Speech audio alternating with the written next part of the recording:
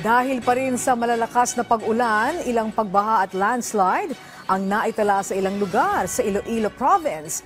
Patuloy naman ang pagpapaabot ng tulong ng lokal na pamahalaan sa mga apektadong residente.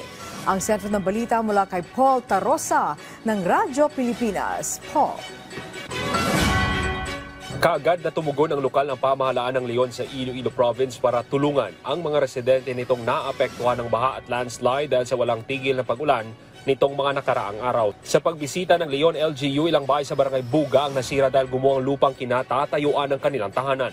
Sa isinagawang inspeksyon, karamihan sa mga bahay nakatayo malapit sa creek. At para may madaanan ng mga residente, nagtayo muna ng pansamantalang tulay na gawa sa kawayan ng LGU kapalit ng nasirang footbridge.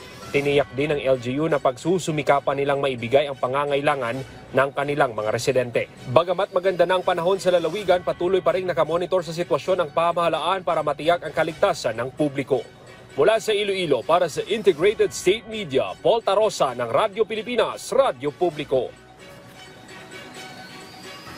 Maraming salamat sa iyo, Paul Tarosa ng Radyo Pilipinas.